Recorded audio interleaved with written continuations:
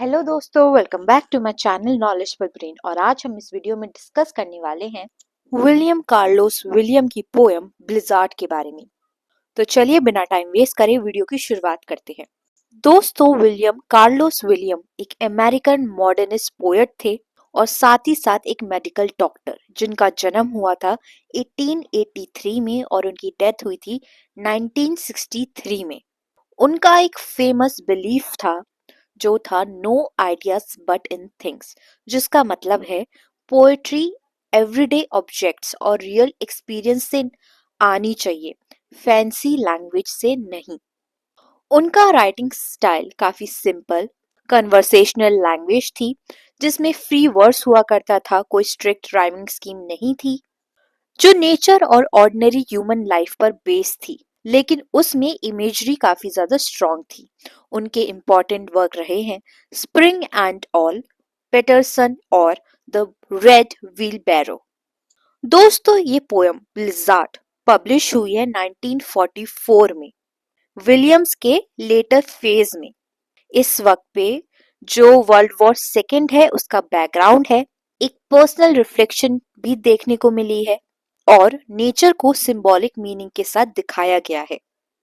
इसमें कोई regular rhyme scheme नहीं है, कोई फिक्स्ड मीटर नहीं है इस पोयम में। ये पोयम फ्री वर्स में लिखी गई है क्योंकि ब्लिज़ार्ड एक नेचुरल फिनोमिना है जो कि अनप्रिडिक्टेबल है। दोस्तों, ब्लिज़ार्ड का मतलब होता है एक स्ट्रॉन्ग स्नो स्टॉर्म, यानी कि एक हैवी स्नोफॉल, स्ट्रॉन्ग विंड्स, जिसमें कम दिखाई देता है, विजिबिलिटी थोड़ी लो हो जाती है, जैसे सर्दियों में कोहरा हो जाता है, बिल्कुल वैसे ही। दोस्तों, इस पोयम के थीम है anger and emotional burden, time जिसको पास्ट और प्रेजेंट ईयर्स के मूवमेंट के साथ दिखाया गया है, आइसोलेशन ऑफ ह्यूमन बीइंग्स और nature as reflection of inner emotions. इस पोयम का जो मूड है वो हैवी है, एंग्री है, सफोकेटिंग है। पोयम की शुरुआत में, बीच में कंफ्यूजिंग और टाइमलेस हो जाता है और पोयम के एंड में क्वाइट रिफ्लेक्टिव लोनली है लेकिन पीसफुल है। चलिए अब इस पोयम को हम लाइन बाय लाइन समझते हैं। पोयम की शुरुआत में स्पीकर बोलते हैं snow, years of anger following. Poem सीधा स्नो से स्टार्ट होती है बिना इंट्रोडक्शन के। ये बताता है कि स्नो सिर्फ वेदर नहीं है बल्कि कुछ इमोशनल भी है। स्नो यहाँ पर सालों का गुस्सा सिंबलाइज करती है जो टाइम के साथ जमा हो गया है।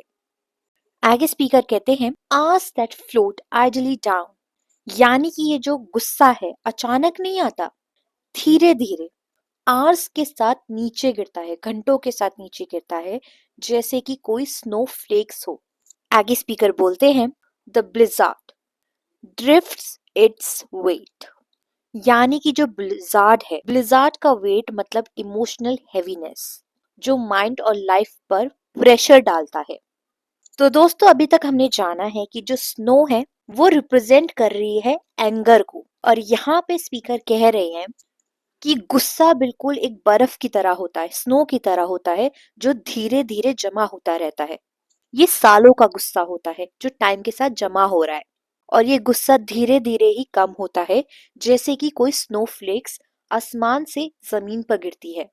साथ ही उन्होंने ये भी बोला है, यहाँ पर जो मेंशन किया है ब्लिज़ार्ड यानी कि स्नो स्टॉर्म जो होता है, वो यहाँ पर रिप्रेजेंट कर रहा है इमोशनल हैवीनेस को, यानी कि ये वो गुस्सा है जो इंसान की लाइफ और माइंड पर प्रेशर डालने लगता है।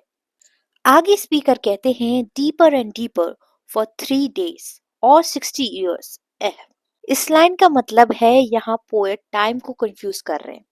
3 दिन या 60 years, मतलब जो दर्द है, जो गुस्सा है, कब से चल रहा है पता ही नहीं।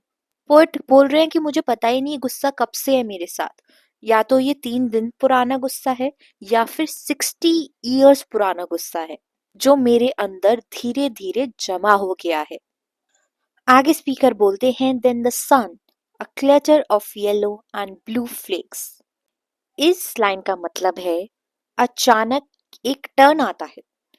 सन जो कि होप, क्लैरिटी, वार्मथ का सिंबल है, येलो और ब्लू फ्लेक्स सनलाइट के कलर्स है, लाइफ में थोड़ी ब्राइटनेस आ रही है। इन दो लाइनों में स्पीकर बेसिकली ये कह रहे हैं कि इस गुस्से के बीच में एक होप है, एक आशा है, क्लैरिटी है जो उस गुस्से को कम कर रही है। मतलब कि लाइफ में अभी भी कुछ उम्मीद है। आगे स्पीकर कहते हैं, hairy looking trees stand out in long allies over a wild solitude. यानी कि बर्फ से ढके हुए पेड़ हेरी लग रहे हैं, जो कि अजीब और शांत है। पूरी जगह वाइल्ड और अकेली है, कोई शोर नहीं, कोई क्राउड नहीं।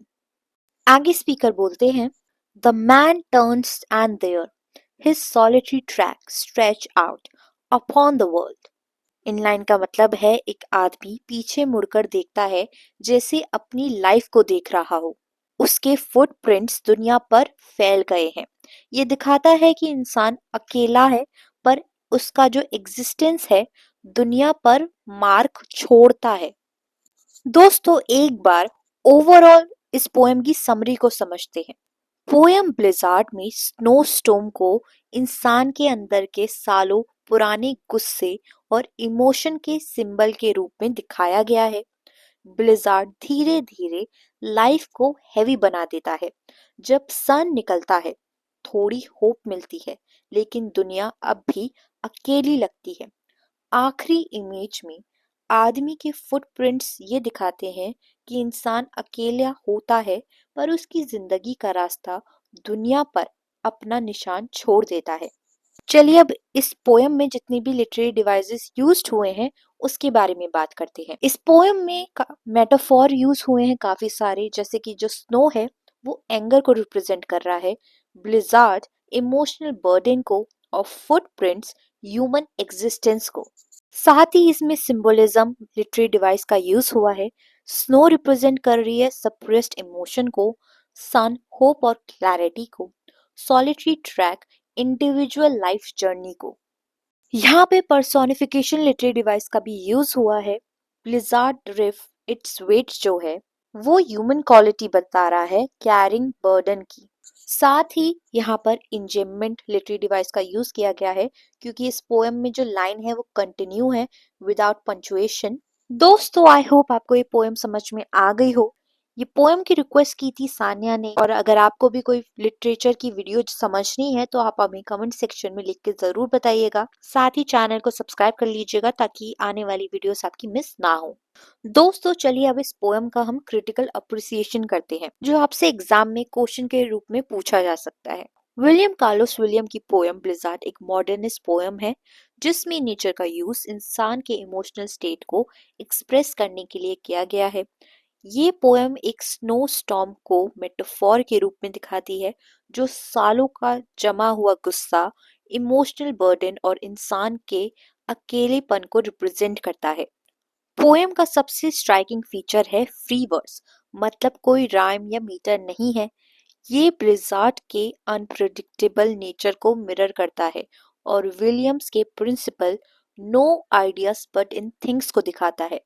यहाँ एब्स्ट्रैक्ट इमोशन जो कि एंगर है, उसको कॉन्क्रीट स्नो इमेजरी के थ्रू दिखाया गया है।